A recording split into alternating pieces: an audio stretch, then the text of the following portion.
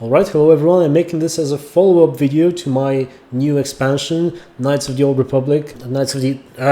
they're doing the Heroes of the Storm and Heart of the Swarm thing again. You know, you have Star Wars, Knights of the Old Republic, Star Wars the Old Republic, Star Wars the Old Republic, Knights of the Fallen Empire, and it's like, wow. So yeah, the new expansion. Now the reason why I didn't include this in the main video is that it's speculative. I'm not sure that that's going to be the case, and it's mostly negative, so I didn't want to fill it with additional negativity, especially when I might actually be wrong and there could be more to what I currently don't like that will solve my issues. So like I said, this could be totally wrong, but here's what I want to say. It's about the villain. I'm not sure if he's going to be built up to be the main villain. From now on, I'm going to call these guys the Black Brother and the White Brother just to be easier. So it's me basically disliking the character arc that is shown in this trailer of the White Brother. You'll probably understand me better if you've watched my top 5 worst things about Star Wars Episode 3, and especially the top 1, which was Anakin's fall to the dark side. I can draw quite a bit of comparison between the White Brother and Anakin, and all in a negative way.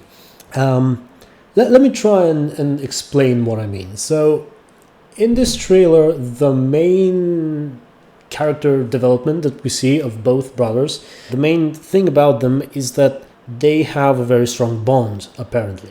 They've been together since birth. They've always, or it seems, it's implied that they've always looked out for each other, took care of one another.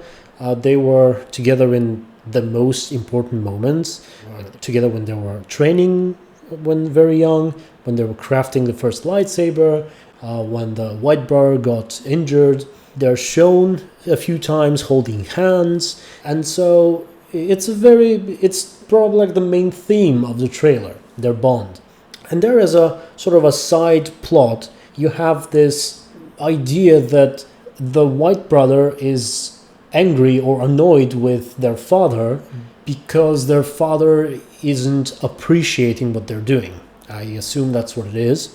Now I can see where he's coming from. The things they're doing are quite major, and his reaction is like, yeah, whatever. You know, he doesn't even pat them on the back or something.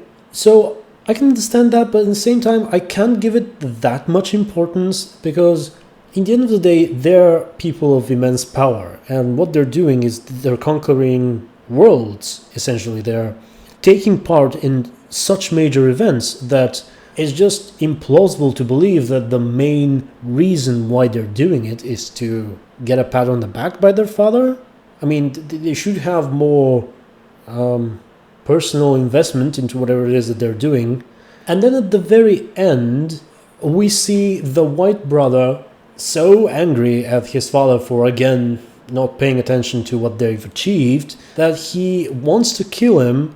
And he wants to kill him so badly that he goes ahead and kills his own brother for that. And this, to me, completely ruins the entire build-up that they were trying to make.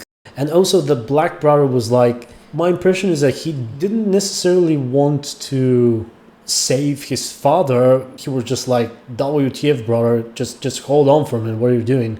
And he was like, nope, you're dead. So you have the anger plot completely overshadowing this whole bond between brothers plot, which to me was much more appealing, much stronger, much more relatable.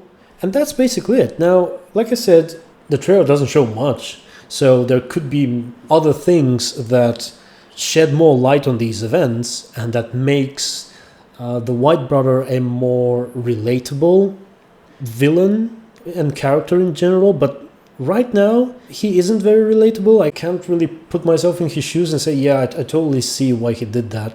He doesn't seem very smart or intelligent as a villain, or tragic, really.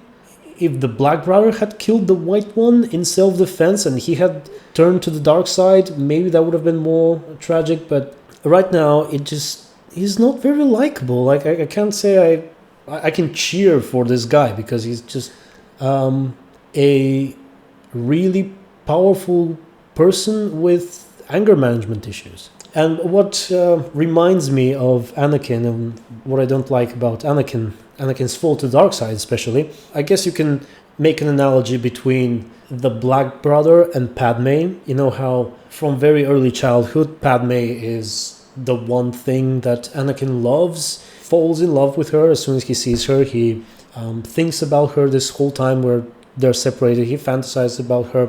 Then they get together.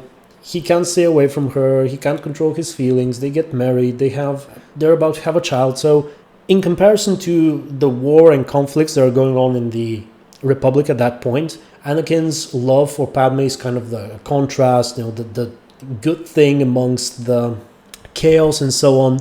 And on the side, you also have him being angry with the Jedi because they don't appreciate him that much, because they're holding him back. They don't make him a Jedi Master, even though they give him a Padawan. He becomes general of the Clone Wars, but still he gets angrier and angrier. And at the very end, this anger overpowers his feelings for Padme when he tries to choke her. He doesn't kill her like the brothers, but it's similar. So yeah, that's basically what I had to say. I'm worried that the villain is going to be a villain that I don't really like. It's more I've heard the term stupid evil, and that's what I feel like he's going to be, and I hope he isn't. I mean, like I said, the trailer shows bits and pieces. Trailers, in fact, are very often misleading. We've seen that with movies, so I hope something like that is the case here, and he has more background and more reasoning to be evil and to kill his brother, who's been the closest person he's ever had.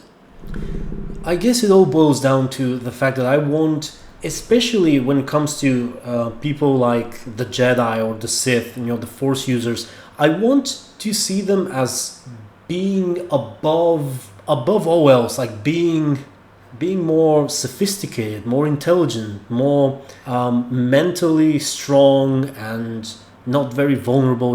Not acting like angry teenagers, but acting like higher beings, I suppose. So that was it. Looking forward to see the first installment, and until then, stay tuned and be good.